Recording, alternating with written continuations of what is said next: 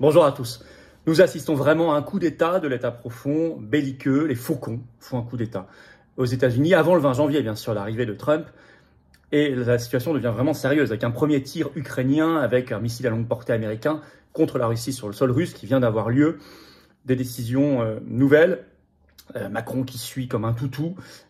Les oppositions officielles en France, aucune ne l'ouvre la bouche, ne réagit. Ce qui n'est pas notre cas, on va y revenir. Mais ça y est, les Trumpistes prennent la parole et ils disent strictement la même chose que nous. Allez voir ma vidéo, j'ai fait une analyse déjà. Il y a eu des déclarations, oui, ils disent l'État profond veut précipiter la Troisième Guerre mondiale. Et c'est très bien qu'ils réagissent. Ça, c'est un espoir de paix. La Russie, bien sûr, elle aussi contre-réagit, vous allez voir, avec même des choses sur la doctrine nucléaire. On va expliquer tout ça dans cette vidéo parce que ça se précipite. On avait annoncé que cette période jusqu'au 20 janvier serait délicate, dangereuse. Elle l'est. Je conseille à Trump et ses équipes de faire très attention à leur sécurité. Et il y aura de grands changements, mais il faut que les forces raisonnables et de paix l'emportent. Et il faut, nous, Français, qu'on pousse la France vers sa pleine et entière souveraineté et vers la défense de la paix. C'est le combat des patriotes, notamment sortir de l'OTAN, vous le savez. Merci de partager cette vidéo, elle me semble extrêmement importante et très concrète. Vous allez voir, pour cela, merci de vous abonner à cette chaîne YouTube. Il suffit de cliquer en dessous sur s'abonner, un petit clic gratuit. Alors merci beaucoup de vous abonner parce qu'il y a de nouveau une vague d'invisibilisation sur beaucoup de chaînes en ce moment. Donc les gens qui sont désabonnés, vérifiez, réabonnez-vous le cas échéant s'il vous plaît. Ou si vous abonnez, vous luttez contre la censure et l'invisibilisation. Pour vous, c'est juste un petit clic gratuit, c'est un dixième de seconde. Hop, vous êtes abonné à la chaîne et grâce à votre abonnement, les vidéos sont mieux recommandées par YouTube. Elles vont toucher de nouvelles personnes. Vraiment, c'est un petit clic pour vous, c'est une grande claque pour le système.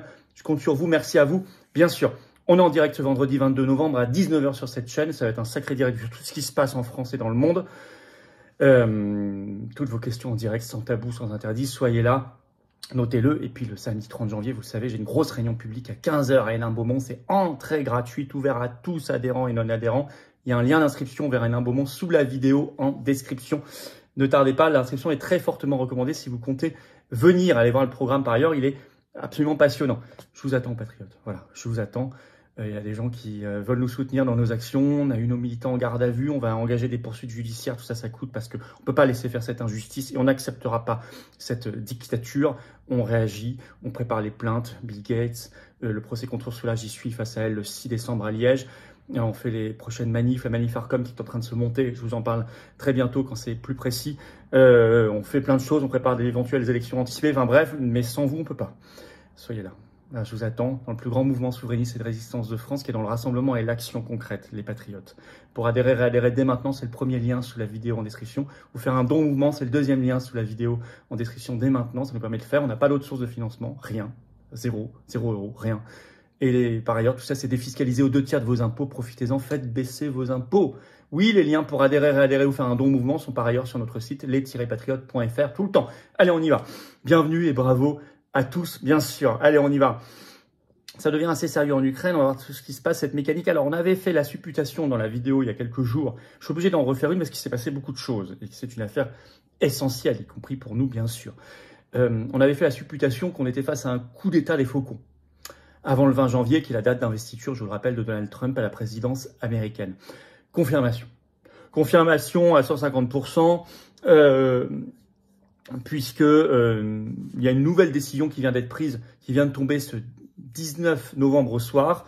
C'est que par une source qui s'est répandue dans la presse, notamment le Washington Post, un haut responsable américain anonyme, les États-Unis vont fournir des mines antipersonnelles, cette fois à l'Ukraine. C'est le comble de l'horreur, ça, qui vise les humains, pour qu'elles puissent les utiliser. Et on n'est toujours pas certain, et ça vient pas d'un ordre direct de Biden, qui est l'autorité officielle, et on n'est même pas certain qu'ils soient au courant, comme pour les missiles à longue portée utilisés contre la Russie sur le sol russe. Alors justement, sur ces missiles, il y a eu le premier tir. Premier tir, ce 19 novembre, un dépôt de munitions de la région russe de Bryansk a été frappé pour la toute première fois par une frappe ukrainienne avec un missile à longue portée américain ATA-CMS. En fait, 6 ont été tirés, 5 ont été détruits par les Russes. Le 6e à moitié détruit, mais il a détruit une partie d'un dépôt de munitions. Alors, information d'abord annoncée par le ministère russe de la Défense, puis confirmée aux agences de presse comme AFP et Reuters, ensuite par les Ukrainiens, des sources ukrainiennes et américaines. Alors, on ne sait pas, il y a deux types d'ATA-CMS. Il y a ceux qui ont 160 km de portée, il y a ceux qui ont plus de 300 km de portée. On pense que c'est plutôt la première catégorie, cette fois-ci, qui a été utilisée, sans grande certitude. Alors, Regardez, même le Figaro l'écrit dans un article du 19 novembre, cette autorisation d'utiliser les missiles longue portée américains sur le sol russe contre la Russie donnée à l'Ukraine vient, je cite, d'un feu vert de Washington paru dans la presse américaine le 18 novembre. D'abord par une révélation du New York Times. Donc c'est jamais clair, c'est toujours des sources anonymes, c'est pas une décision officielle de la Maison Blanche ou du Pentagone, c'est pas une déclaration officielle de Joe Biden, c'est des hauts responsables, comme pour les mines antipersonnelles ce 19 novembre, qui s'expriment d'abord dans la presse. Ça ressemble de plus en plus à un véritable coup de force, même un coup d'état des faucons, qui passe par des canaux détournés qui ont pris le pouvoir. Ils l'avaient déjà, vous me direz, l'argent, mais là, comme ils ne vont plus l'avoir légalement, ils sont obligés d'être dans un entre-deux maintenant et de se dévoiler. Alors, a réagi le ministre russe des Affaires étrangères Sergueï Lavrov dans une conférence de presse ce 19 novembre. Je cite, « Il n'y a toujours pas de confirmation, dit-il, de la part de la Maison-Blanche ou du Pentagone sur cette décision sur les missiles. » Les Russes le disent eux-mêmes. Mais donc la Russie est obligée, dit-il, de fonder sa position sur ce qui se passe physiquement. On voit s'il y a des missiles ou pas, puisqu'on n'a pas vu de décision formelle. Alors, le Figaro rappelle un peu tout ça dans son article. Je vais vous citer un petit extrait. Malgré des demandes ukrainiennes répétées, Joe Biden, le président américain, s'est gardé pendant des mois de franchir cette ligne. Aucune confirmation officielle américaine, écrit le Figaro, n'a d'ailleurs validé publiquement ce changement de doctrine. C'est quand même incroyable. C'est vraiment ce qu'on appelle un coup de force, un coup d'état des faucons. Même le Figaro l'écrit. Alors, la réponse russe. Alors, je ne reviens pas sur toutes les réponses. J'avais déjà cité dans ma récente vidéo ce qu'avait déjà déclaré Vladimir Poutine le 13 septembre dernier. Il parlait d'un changement de nature de la guerre. Il considérerait que l'OTAN rentrerait en guerre contre la Russie si ça se passait comme ça. Récemment, la porte-parole du ministère russe des Affaires étrangères, Maria Zakharova, le 12 novembre, avait dit à peu près la même chose. On a du nouveau, donc c'est la conférence de presse du ministre des Affaires étrangères, Lavrov, ce 19 novembre. Il dit, je cite, « C'est un signal inquiétant qu'ils veulent une escalade ». Et il ajoute, « Nous partons du principe que les ATACMS ne peuvent être utilisés sans l'aide d'experts et d'instructeurs américains, notamment en ce qui concerne les données satellitaires, la programmation et le ciblage. Le président l'a mentionné à plusieurs reprises. Si des missiles à longue portée sont tirés de l'Ukraine vers le territoire russe, cela signifie qu'ils sont utilisés par des experts militaires américains. » Et il ajoute, « Nous considérerons cela comme une nouvelle phase qualitative de la guerre occidentale contre la Russie et nous réagirons en conséquence. » La Russie a d'ailleurs promis, je cite, une réponse appropriée. Et ce 19 novembre, ça a fait beaucoup de bruit.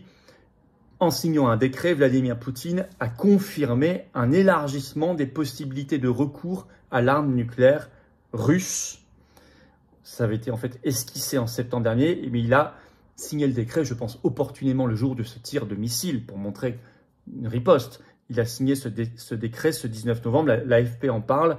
Je vais vous citer un extrait. Le président russe Vladimir Poutine a signé le décret élargissant les possibilités de recours à l'arme nucléaire, juste après que les États-Unis ont autorisé Kiev à frapper le sol russe avec ses missiles à longue portée. Parmi les conditions justifiant l'utilisation des armes nucléaires figure le lancement de missiles balistiques contre la Russie. Selon ce décret, il était nécessaire d'adapter nos fondements à la situation actuelle, a expliqué le porte-parole de la présidence russe, Dmitri Peskov. On va rappeler ce qu'en disait déjà Poutine en septembre dernier. Le président russe avait prévenu dès fin septembre que son pays pourrait désormais utiliser l'arme nucléaire en cas de lancement massif d'attaques aériennes contre la Russie et que tout assaut mené par un pays non nucléaire comme l'Ukraine, mais soutenu par une puissance disposant de l'arme atomique comme les États-Unis, pourrait être considéré comme une agression conjointe nécessitant potentiellement un recours à l'arme nucléaire. Donc vous avez compris la nouvelle doctrine. C'est qu'il faut qu'il y ait une attaque aérienne massive, première condition. 2, c'est potentiellement, c'est pas automatique. 3, il faut que, même si ça vient d'une puissance nucléaire, c'est direct. Si ça vient pas d'une puissance nucléaire, mais qu'elle est fournie pour cela, y compris en armes, mais aussi en guidage satellitaire et en instructeurs, en experts sur le terrain pour le faire, par une puissance nucléaire comme les États-Unis, mais on pourrait citer aussi le Royaume-Uni ou la France, bien sûr, alors la Russie maintenant pourrait utiliser en riposte une arme nucléaire. Donc on en est là. Bon, alors Macron saute à pieds joints là-dedans, dépêche AFP. Il est au G20, vous le savez, à Rio en ce moment, le 18 novembre. Il a jugé la décision américaine très positivement. Je cite Macron, « C'est une décision qui est tout à fait bonne. Je comprends qu'elle a été déclenchée aussi par un changement profond dans ce conflit qu'il ne faut pas sous-estimer. Donc, Macron, il approuve. Voilà, on avait dit dans la vidéo déjà qu'au mois de mai dernier, il avait annoncé la même chose pour la France, mais il ne pouvait pas encore le faire parce qu'il y avait des composantes américaines dans les missiles. Bon, bah là, il est à fond pour. Je vous signale que j'ai cherché les protestations parmi les oppositions officielles françaises au Parlement français de LFI, ORN, LR, PS, Verts, PCF, macronistes, bien sûr. Je n'en ai pas trouvé. N'en parlent même pas, d'ailleurs. Vous allez voir leur tweet. Certains font la promo de leur livre, d'autres parlent de je sais pas quoi, mais pas ça. C'est quand même... Mais vous imaginez le niveau. Alors que vous allez voir, les Trumpistes, eux, ont réagi, et avec férocité, contre cette escalade vers la guerre. J'en parle dans un instant. L'Union européenne, elle, préfère nous faire un remake de Nord Stream, puisqu'en ce moment, il y a des câbles Internet entre les pays européens qui sont sectionnés. C'est très sûrement du sabotage. Et l'Union européenne, les pays de l'Union européenne attaquent tout de suite la Russie. Exactement comme ils l'avaient fait en septembre 2022, juste après les sabotages des gazoducs Nord Stream 1 et 2, où ils avaient d'abord ciblé pendant plusieurs mois la Russie. Puis on a appris que ce n'était pas tout à fait la Russie. Mais nous, on l'avait dit tout de suite. Hein. Et ben là, je vais vous citer, c'est un peu le remake. Donc c'est Le Monde qui l'écrit dans un article ce 19 novembre. Câble endommagé en mer Baltique, la crainte d'un sabotage et de la guerre hybride. Dans la Baltique, 2 câbles de fibre optique sous-marins, l'un reliant la Suède à la Lituanie, l'autre la Finlande à l'Allemagne, ont subi des coupures le 17 et 18 novembre au matin. Des enquêtes ont été ouvertes, mais 6 pays européens, dont la France, n'ont pas attendu pour accuser les Russes, dès ce 19 novembre, d'attaques hybrides, sans précédent par leur variété et leur ampleur, contre les pays de l'OTAN et de l'Union européenne. Voilà. Bon. Alors, les Trumpistes, et ça c'est un signe d'espoir et de paix énorme, condamnent la décision américaine. CNews en a fait un article d'ailleurs ce 19 novembre, le titre « Les proches de Donald Trump vent debout contre Joe Biden au sujet des missiles longue portée contre la Russie ». Et je vais vous citer 2 petits extraits de cet article. « Personne n'avait anticipé que Joe Biden serait responsable de l'escalade de la guerre en Ukraine pendant la période de transition. » Ce qu'on appelle actuellement aux États-Unis la période de transition avant le nouveau pouvoir, entre l'élection et le nouveau pouvoir avant l'investiture le 20 janvier. C'est comme s'il lançait une toute nouvelle guerre, a écrit sur X Richard Grenell, ancien directeur du renseignement national pendant le premier mandat de Trump, 2017-2021. Il s'agit d'une nouvelle étape dans l'escalade et personne ne sait où elle va nous mener, a pour sa part déclaré sur la chaîne Fox l'élu de Floride Mike Waltz, prochain conseiller à la sécurité nationale de Trump, un poste clé. Le complexe militaro-industriel qui semble vouloir s'assurer de déclencher la Troisième Guerre mondiale avant que mon père n'ait la possibilité d'instaurer la paix et de sauver des vies, a abondé sur X le fils de l'ancien président Donald Trump Jr. Donc ça, c'est très bien. Donc le fils de Trump et puis des gens qui ont des grandes responsabilités auprès de Trump ont réagi et ils font, et il faut le dire, exactement la même analyse que nous. Celle qu'on avait faite il y a plusieurs jours dans la vidéo, vous irez revoir, et que j'ai réexpliqué aujourd'hui en introduction, c'est-à-dire qu'ils veulent essayer, oui c'est ça, déclencher une sorte de nouvelle guerre et de précipiter la Troisième Guerre mondiale. On est là, on le voit, bon mais c'est ouf quand même quand on voit ça, hein. Ouf de soulagement quand on voit ces réactions, et on imagine qu'il y a déjà des réactions souterraines, des contacts souterrains entre l'équipe Poutine et l'équipe Trump pour calmer le jeu. Et ça, on peut compter quand même là-dessus. Mais quand même, nouvelle ère dangereuse jusqu'au 20 janvier assurément, ça c'est certain. Trump doit faire attention à sa sécurité, et tous les gens cités également. Confirmation de tout ce qu'on a dit. Puisque les faucons et l'État profond réagissent comme ça maintenant, c'est bien, comme on le dit depuis le début de cette affaire en février 2022, qu'ils veulent la guerre mondiale. Combien de fois je l'ai dit dans ces vidéos? Mais là, ils sont en train de nous le confirmer. Et c'est ouvert, c'est devant nos yeux. Les faucons veulent la guerre mondiale. Ça confirme tout ce qu'on a dit. La France, qu'est-ce qu'elle a à faire là-dedans? Rien. La France doit retrouver sa pleine et entière souveraineté en quittant l'Union européenne et l'OTAN. Défendre ses intérêts nationaux et défendre la paix du monde. C'est ça sa vocation. Plus les Français seront nombreux à être convaincus de cela et de ce combat que nous portons aux patriotes, plus nous aurons de chances de gagner. De faire pression et de gagner. Merci donc de relayer cette vidéo, pour ça de vous abonner à cette chaîne YouTube par un petit clic gratuit sur s'abonner. Je compte sur vous, il y a beaucoup d'invisibilisation en ce moment, beaucoup de désabonnements automatiques par YouTube. Vérifiez que vous l'êtes encore. Réabonnez-vous le cas échéant ou abonnez-vous. Merci, c'est un clic gratuit pour vous, c'est tout.